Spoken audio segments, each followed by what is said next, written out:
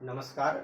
आज हम पढ़ेंगे कक्षा 10 में भूगोल में पहले पाठ का टॉपिक है भूमि निम्नीकरण और संरक्षण।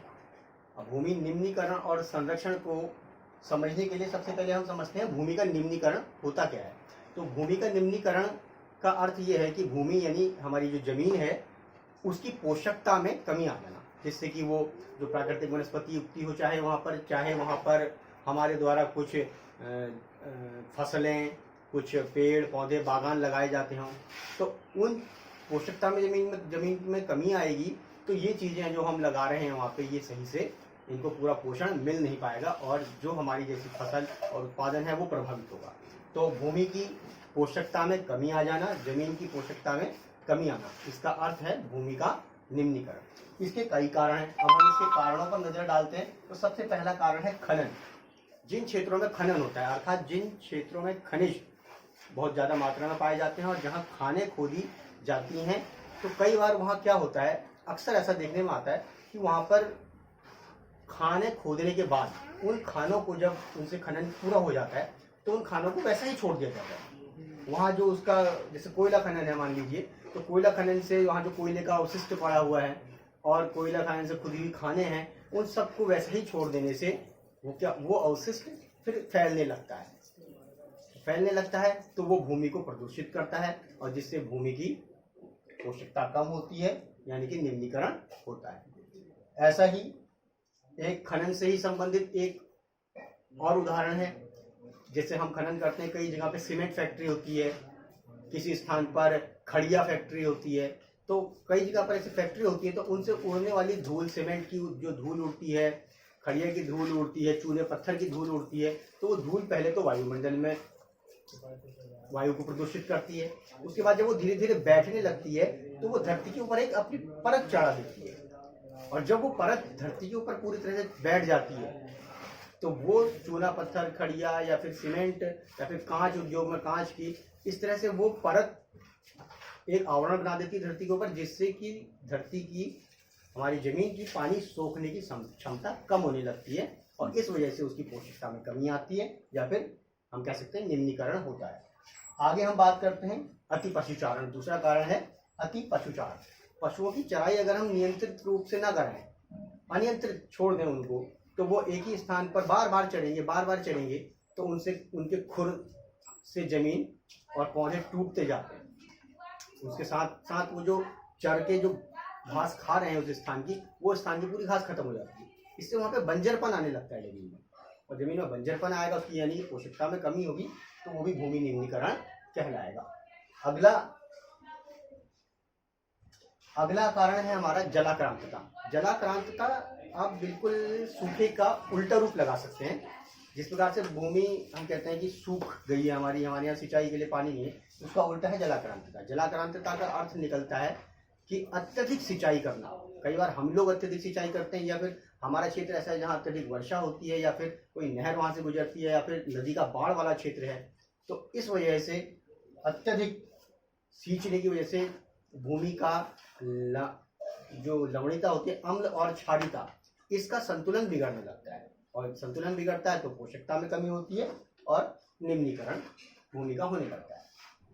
अगला है इसका कारण, सबसे बड़ा कारण है हमारे आधुनिक युग में औद्योगिकरण। हमने उद्योग बनाए और उद्योगों की गंदगी हमने बिना शोधन के भूमि में, जल में, कई जगहों पे छोड़ दी। कई बार हम नदियों में छोड़ देते हैं, कई बार हम भूमि में ऐसे ही उसकी अवशिष्ट गंदा पानी बिना शोधन के छोड़ दिया जाता है, तो वो एक बहुत बड़ी एरिया में भूमि को प्रभावित करता है, उसकी पोषकता में कमी लाता है। तो ये 4 मुख्य कारण हो गए। इसके अतिरिक्त और भी कई कारण हैं। जैसे एक कारण मैं आपको ये भी बताऊंगा कि कई बार हम खेती करते हैं तो हम बहुत गहन खेती करने लग जाते हैं, मतलब लगातार खेती, हम खेत को कभी भी खाली छोड़ते ही नहीं। तो लगातार खेती करने से भी भूमि की उर्वरा शक्ति कम होने लगती है, उसकी पोषकता कम होने लगती है, जिससे कि हम भूमि निम्नीकरण हम इसको भी कह सकते हैं। ऐसे ही हम बहुत ज़्यादा रासायनिक खादों का इस्तेमाल करें तो उससे भी हमारे भूमि की पोषकता कम होती है और वो भी भूमि निम्नीकरण के ही अंतर्गत आता है। अब हमें इसको रोकना कैसे है? तो रोकने के लिए बहुत सिंपल सी चीज हमारे है कि जो कारण है हमारे, इन कारणों को हम ना करें तो हमारा भूमि निम्नीकरण स्वतः ही रुक जाएगा। हम उसका संरक्षण, भूमि का संरक्षण स्वतः ही कर लेंगे। जैसे पहला कारण है वनारोपण। वनारोपण तो हर चीज की, पर्यावरण को हमने किसी भी रूप में बचाना है, चाहे वो वायु प्रदूषण, जल प्रदूषण या फिर भूमि निम्नीकरण, किसी भी रूप में बचाना है तो वनारोपण सबसे सही तरीका है। ये ऐसा तरीका है वनारोपण जो हर तरह के से पर्यावरण को, हर रूप में पर्यावरण के हर रूप को बचाने में काम आता है वनारोपण। चारागाहों का उचित प्रबंधन, क्योंकि अति पशुचारण से ही हमारी भूमि का निम्नीकरण हो रहा है, इसलिए हम चारागाहों का उचित प्रबंधन करेंगे तो हमारी भूमि निम्नीकरण से बचेगी। नियंत्रित पशु चराई, पशुओं को नियंत्रित रूप से चराएं। कि हम जैसे कुछ स्थान बना लें, गांव में अगर हम रहते हैं तो हम कुछ स्थान बना लें, 3-4 चरागाह जैसे हमने बनाए, तो हम कुछ दिन एक चरागाह में चराया, फिर उसको छोड़ दिया कुछ हफ्ते के लिए, 1 हफ्ते 2 हफ्ते के लिए उसको खाली छोड़ दिया और अन्य चरागाह में चराया, ताकि वो जो छोड़ा गया चरागाह है वो तब तक अपनी वनस्पति उगा ले।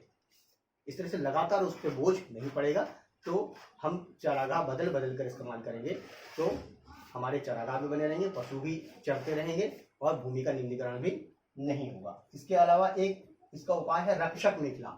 ये रक्षक मेखला है जलाक्रांतता वाले क्षेत्रों में, जहाँ पर बहुत ज्यादा सिंचाई वगैरह पानी या फिर समुद्र का पानी आ जाता है ज्वार भाटा के साथ कई बार, तो उन जगहों पर हम रक्षक मेखला बनाते हैं। रक्षक मेखला का अर्थ है कि हम पेड़ों की या झाड़ियों की एक ऐसी दीवार बना दें कि वो रक्षा करे आने वाले पानी से, जमीन को पानी को एक तरफ रोक देगी और दूसरी तरफ नहीं आने देगी, तो जो दूसरी तरफ हमारी जमीन का एरिया है वो हमारा सुरक्षित रहेगा। खनन पर नियंत्रण, खनन अगर हम करते हैं तो खनन पर हम उसके बाद, खनन पूर्ण हो जाने के बाद जो कंपनी या फिर जो सरकार अगर कर रही है, कंपनी अगर कर रही है, तो उसका जिम्मेदारी बनाई जाए कि वो उस क्षेत्र को पूरे उसी तरह से स्वच्छ और साफ बनाए जैसा वो खनन से पहले था। अगर ऐसा करेंगे हम तो हमारा भूमि निम्नीकरण से बचेगी। औद्योगिक, सबसे बड़ी चीज जो अब आती है हमारे सामने, औद्योगिक अपशिष्ट, जो कि हम पहले बात कर रहे थे कि जो कारणों में बात कर रहे थे, अब वहीं हम उपाय में बात कर रहे हैं।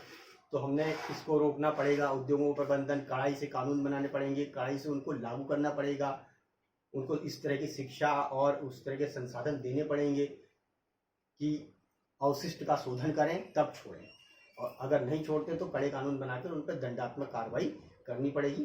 तो इस तरह से हमारा भूमि निम्नीकरण रुकेगा और भूमि का संरक्षण होगा। इसके अतिरिक्त जो हम खेती करते हैं, अत्यधिक रासायनिक खेती करते हैं, इन आदतों को हमने बदलना पड़ेगा, जैविक खेती को अपनाना पड़ेगा। ये सारे काम हम अगर करें या हमारी सरकार करे या हमारा व्यवस्था करे तो भूमि का निम्नीकरण रुकेगा। इसके साथ धन्यवाद।